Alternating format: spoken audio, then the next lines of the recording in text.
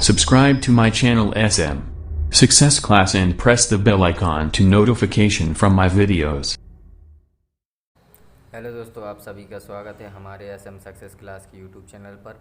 और आज हम आपके लिए लेकर आए हैं हिंदी से संबंधित महत्वपूर्ण टॉपिक हिंदी वर्णमाला। और आज हम आपको इस वीडियो में पहले हिंदी वर्णमाला बताएंगे और उसके बाद हम हिंदी वर्णमाला के MCQ भी आपसे करवाने वाले हैं। चलो तो हम स्टार्ट करते हैं आज का ये वीडियो। इस वीडियो में बिल्कुल लास्ट तक बने रहें और एक एक चीज़ आप समझें कि भाई स्टार्ट करते हैं हम ये वीडियो।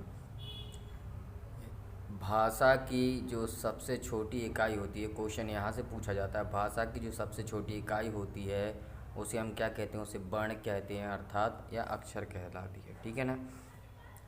और वर्णों का उच्चारण समूह वर्णमाला कहलाता है। या फिर हम इसको ऐसा भी कह सकते हैं कि वर्णों का एक व्यवस्थित क्रम, वर्णों का एक व्यवस्थित समूह वर्णमाला कहलाता है। ठीक है। वर्णों का व्यवस्थित जो समूह होता है उसको हम वर्णमाला कहते हैं। हिंदी वर्णमाला में कुल 52 वर्ण होते हैं, जिसमें से 11 स्वर और 41 व्यंजन होते हैं। याद रखना, क्वेश्चन आपका यहाँ से पूछा जाता है कि हिंदी वर्णमाला में कितने स्वर होते हैं, तो आपका आंसर क्या होगा? 11 स्वर होते हैं। और व्यंजन कितने होते हैं भाई साहब? 41 होते हैं। बिल्कुल याद रखने वाली चीज़ें भाई। आगे देख लें भाई, आखिर स्वर क्या है? क्वेश्चन ये पूछा जाता है भाई, स्वर किसे कहते हैं? तो स्वर के बारे में मैं आपको बता दूं, स्वर जिन वर्णों का उच्चारण बिना किसी अवरोध के होता है। बिना किसी अवरोध का मतलब होता है जब हम उन्हें बोलते हों और किसी भी ध्वनि के उच्चारण में, मतलब किसी भी वर्ण के उच्चारण में किसी प्रकार की रुकावट ना हो, उन्हें हम स्वर कहते हैं। जैसे हम बोलते हैं आ, ई, उ, री, ए, ओ, औ।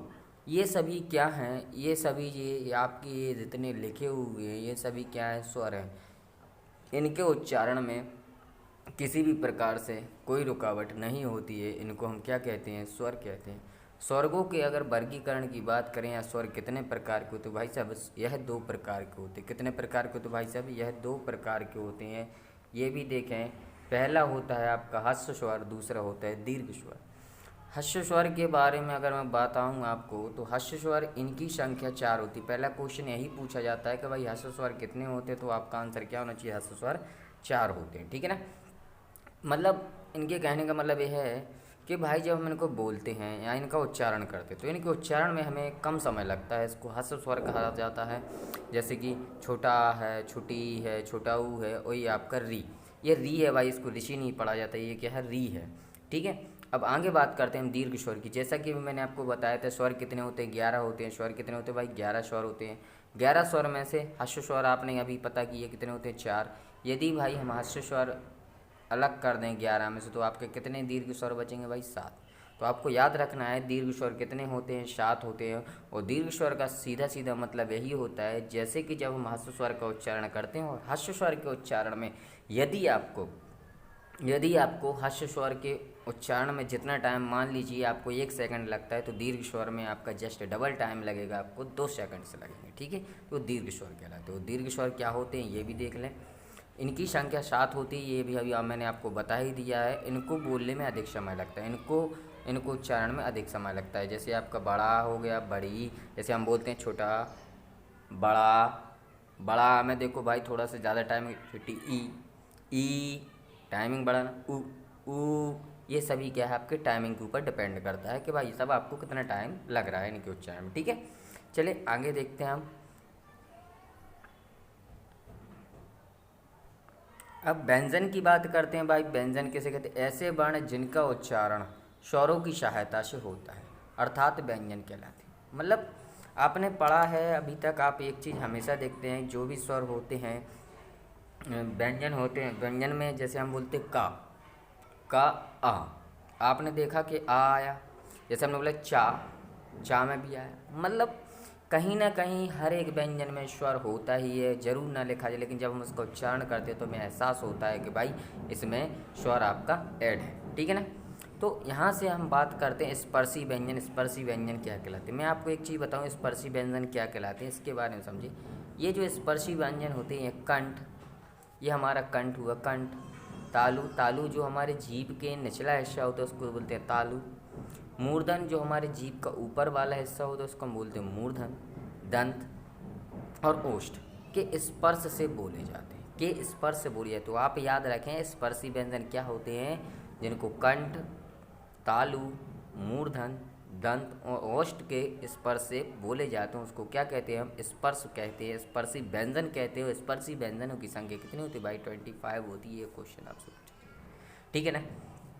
चले देखते हैं आखिर अब हम इन 25 जो आप मैंने भी आपसे बात की इनको किस टाइप से बांटा गया है इसको भी देखें। जो सबसे पहले अगर हम बात करते हैं कंठ की, कंठ में आपका का वर्ग आता है। कंठ में आपका क्या आता है, का वर्ग आता है। का वर्ग में, का वर्ग में आपका, का वर्ग में होते हैं सारे कंठ। तो आपको मैं, का वर्ग का मतलब होता है जो हम पढ़ते हैं ना, छोटा बड़ा छुटी हैं, ऐसे का खा गा घा इणा, इणा तक ये जो आपके 5 वर्ण होते हैं कंठ वर्ण कहलाते हैं। और जब हम इनका उच्चारण करते हैं तो हमारे इनका उच्चारण कंठ से होता है, का खा गा घा, ये सभी क्या है कंठ हो, कंठ के लिए हो गए, ठीक है।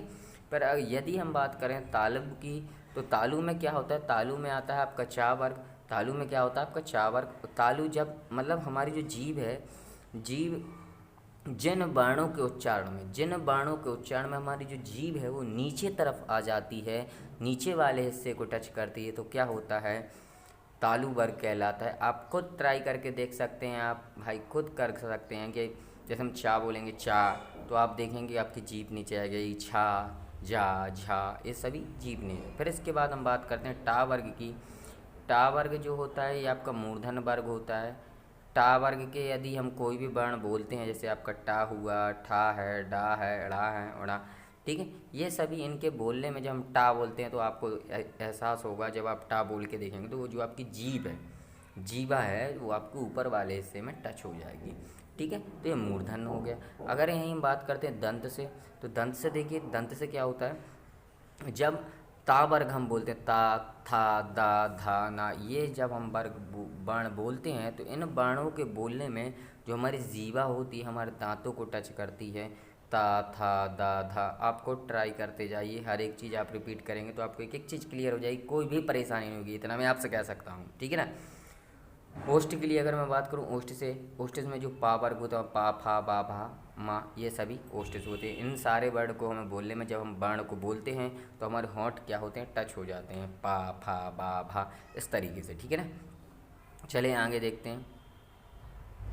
ये अब मैं बात करूं अंतःस्पर्शी व्यंजन की, तो अंतःस्पर्शी व्यंजन क्या कहलाते हैं, ऐसा उच्चारण, इनका उच्चारण जीवा, तालु, ओष्ठ के परस्पर सटाने से होता है। मतलब ये सभी एक दूसरे में क्या होते हैं, मिक्स हो जाते हैं अंतःस्थ व्यंजन के। या फिर हम इसको एक और, मैं आपके लिए एक और चीज़ बता देता हूँ अंतःस्थ क्या होते हैं। ऐसे व्यंजन, ऐसे व्यंजन जिनके उच्चारण में जो हमारी ऊष्मा है, या कह सकते जो हमारी ध्वनि है, या जो हमारी एनर्जी है, ठीक है, जब हम उच्चारण करते हैं तो हमारी एनर्जी मुंह से बाहर नहीं निकल पाती, हवा मुंह से बाहर नहीं निकल पाती, उसको क्या बोलते हैं, हम अंतःस्थ बोलते हैं। या, रा, ला, वा, आप बोल के देखेंगे तो ये या, रा, ला, वा जो है इनका उच्चारण आपके मुंह में ही हो जाता है, ठीक है ना। कोई डाउट, यदि कोई आपको डाउट होता है तो आप तुरंत बताइएगा, ठीक है, कमेंट करके जरूर बताओ। भाई वीडियो को स्किप मत किया करो यार, प्लीज़ चैनल को लाइक कर दिया करो, सब्सक्राइब कर दिया करो, को मज़ा आता है तो प्लीज़ लाइक ज़रूर करें, कमेंट करें, शेयर भी कर दिया करो। अब ऊष्म व्यंजन की अगर बात करता हूँ, ऊष्म व्यंजन जैसे कि आप ऊष्म समझते हो, ऊष्म मतलब क्या होता है, गर्मी होता है। ऊष्म मतलब क्या होता है भाई, गर्मी या कुछ गर्म, मतलब ऐसे वर्ण जिनके उच्चारण है, ऐसे वर्ण जिनके उच्चारण में गर्म हवा का एहसास होता है, हमारे मुख से कुछ गर्म हवा निकलती है, कुछ ज़्यादा ही, मतलब अदर के अकॉर्डिंग तो भाई गर्म तो सभी में निकलेगी, लेकिन इन जो वर्ण हैं, ऊष्म जो व्यंजन है, इनमें कुछ ज़्यादा ही गर्म हवा निकलती है हमारे मुख से। जैसे सा, सा, हा, ये तीनों टाइप के सा और ये हा क्या होते हैं, ऊष्म व्यंजन कहलाते हैं, ठीक है। फिर इसके बात करते हैं भाई संयुक्त व्यंजन की बात करते हैं। तो संयुक्त व्यंजन आपके कितने होते हैं? 4। संयुक्त व्यंजन आपके 4 होते हैं, छा, त्रा, ज्ञा और श्रा। ये सभी क्या होते हैं? संयुक्त व्यंजन। द्विगुणी व्यंजन ऐसे व्यंजन जिनमें क्या होता है, ये हमारा डा उठा होता है, इसमें जैसे ही ये बिंदी लग जाती है तो ये क्या कहलाते हैं? द्विगुणी व्यंजन कहलाने लगते हैं। ठीक है। अनुस्वर, ये अनुस्वर के बारे में बात करें तो अनुस्वर क्या है? ऐसे स्वर जिनका उच्चारण हमारे नाक से होता है। ऐसे स्वर जिनका उच्चारण कहाँ से होता है भाई? हमारी नाक से होता है, अनुस्वर कहलाते हैं। नाक से होता है, अनुस्वर कहलाते हैं। ठीक है ना। अनुस्वर का उच्चारण कहाँ से होता है? नाक से। ये आप नोट कर लेना। ठीक है। अनुस्वर का उच्चारण नाक से होता है और विसर्ग, ये विसर्ग हो गया। ठीक है। अब मैं आपको एक और चीज़ बता दूँ, इसमें एक चीज़ नोट नहीं की है मैंने, अयोग बाह्य की। अयोग बाह्य के बारे में मैं और बता दूँगा आपको। अयोग बाह्य, अयोग बाह्य आपके होते हैं अंग और आहा। क्या होते हैं? अंग और आहा। ठीक है। अब ये अंग और आहा इस टाइप से ये जो होते हैं ना, हमारी बिंदी और आहा बगल में 2 बिंदी, ये अंग और आहा कहलाते हैं। ठीक है। क्या होता है? अयोग बाह्य इसलिए कहा जाता है क्योंकि ये जो हम अंग लिखते हैं, अंग ना इसमें पूरा स्वर होता है ना पूरा व्यंजन, इसीलिए इसे अयोग बाह्य कहा जाता है। मतलब ये दोनों चीज़ें अंग और आहा हैं, मतलब ये ना तो स्वर और व्यंजन दोनों के बीच की क्या होती है? कड़ी होती है, इसीलिए इसको क्या कहा जाता है? अयोग बाह्य। चलिए हम देखते हैं और अब महत्वपूर्ण क्वेश्चन जो आपकी परीक्षा संबंधित होते हैं। ठीक है। आखिर क्वेश्चन किस टाइप से आते हैं ये देखें। देखो, परीक्षा संबंधी कुछ क्वेश्चन हैं, ये जो मैं आपके लिए करवाने वाला हूँ, ये बिल्कुल थोड़ा ध्यान से सुना, आप खुद कर सकते हैं इन क्वेश्चनों को। मैंने अब सभी को समझा दिया है, ये वही क्वेश्चन है। हिंदी, पहला क्वेश्चन है आपका, हिंदी वर्णमाला में कुल कितने स्वर होते हैं? आपका पहला ऑप्शन है 9, 10, 11, 12। तो आपका सीधा सीधा आंसर होगा भाई 11 स्वर होते हैं। नेक्स्ट क्वेश्चन है आपका, हिंदी वर्णमाला में कुल कितने वर्ण होते हैं? यहाँ पे आपको ऑप्शन दिया 48, 49, 50, 51। तो जब आपका आंसर 52 नहीं है तब आप आंसर लगाएंगे 50, क्योंकि जो द्विगुण व्यंजन होते हैं वो ऑप्शन में नहीं पूछे जाते। और यदि आपको 52 है ऑप्शन में तो आप 52 ही आंसर लगाएंगे। ठीक है ना। इस चीज़ को याद रखना। हिंदी वर्णमाला में कुल कितने व्यंजन होते हैं? अभी मैंने आपको वीडियो के स्टार्टिंग में ही बताया था, आपके हिंदी वर्णमाला 41 व्यंजन होते हैं। दीर्घ स्वर कितने होते हैं ये भी मैंने आपको बताया। दीर्घ स्वर कितने, पूरा वीडियो आप अगर ध्यान से देखें तो सारे क्वेश्चंस आप कर सकते हैं। दीर्घ स्वर कितने होते हैं? दीर्घ स्वर कितने होते हैं भाई? 7 होते हैं। निम्न में से कौन का वर्ग में आता है? तो का, खा, छा, टा, पा। तो आपको पता है खा आता है, का वर्ग का, खा, गा, घा, णा। क्लियर है भाई। नेक्स्ट क्वेश्चन है आपका, निम्न में से कौन चा वर्ग में आता है? तो चा वर्ग के लिए आपका चा चम्मच का, जा जहाज का, ये आपका आता है। का नहीं आता, घा नहीं आता और ये भी नहीं आता है। ठीक है। चलिए आगे देखते हैं, निम्न में से कौन ता वर्ग में आता है? बिल्कुल सिंपल से क्वेश्चन मैंने आपके लिए बनाया है, बेसिक सी चीज़ है। तो यहाँ पे आपका आंसर क्या हो जाएगा? दा हो जाएगा, क्योंकि आपको पता है कि भाई ता तराजू का, था थर्मस का, दादाबाद का, दा धनुष का, नानल का, ये सभी ता वर्ग में आते हैं। नेक्स्ट क्वेश्चन है आपका, नेक्स्ट जो क्वेश्चन है आपका, फा, बा, भा, मा किस वर्ग में आते हैं? तो आपका इसका आंसर होगा ये पा वर्ग में आते हैं। पा पतंग का, फा फल का, ये अभी आपने देखा। ठीक है। और ये जो आपका का वर्ग का उच्चारण कहाँ से होता है? मैंने आपको का वर्ग के उच्चारण के बारे में बताया था। का वर्ग का उच्चारण कहाँ से होता है भाई? तो आप कमेंट में करके बताइएगा। इसका आंसर होता है कंठ से होता है भाई का वर्ग का उच्चारण। ठीक है। नेक्स्ट, और ये आज का आपका फा वर्ग का उच्चारण स्थान बताइए। फा वर्ग जो होता है, फा फल का, इसका उच्चारण कहाँ से होता है? मैंने आपको बताया पा पतंग का, फा फल का, बा बकरी का, भा भालू का, माँ मछली का, इन सभी का उच्चारण कहाँ से होता है? आपका ओष्ठ से होता है। तो इसका आंसर, करेक्ट आंसर क्या हो जाएगा? ओष्ठ हो जाएगा। ठीक है। ता, था, दा, ना का उच्चारण स्थान कौन सा है? ता तराजू का, था थर्मस का। तो इसके बारे में मैंने आपको बताया है पहले। तो इनका उच्चारण कहाँ से होता है? हमारे दंत से होता है। ठीक है ना भाइयों। प्लीज़ दोस्तों, आप लोगों से रिक्वेस्ट है भाई, वीडियो स्किप मत किया करो यार। डिस्क्रिप्शन में मैंने लिंक दी है दूसरी वीडियो की, उनको भी देखें। प्लेलिस्ट भी बना के रखा है, वहाँ से मैथ्स की वीडियो भी आप देख सकते हैं, कंप्यूटर जीके की वीडियो भी देख सकते हैं। ठीक है। नेक्स्ट क्वेश्चन है आपका, निम्न में से कौन से संयुक्त व्यंजन होते हैं? तो संयुक्त व्यंजन क्या क्या होते हैं? और इसका आंसर होगा आपका सी, छा, त्रा, ज्ञा और श्रा। ये क्या होते हैं? आपके संयुक्त व्यंजन होते हैं। तो ये आपका लास्ट क्वेश्चन है, निम्न में से कौन से ऊष्म व्यंजन हैं?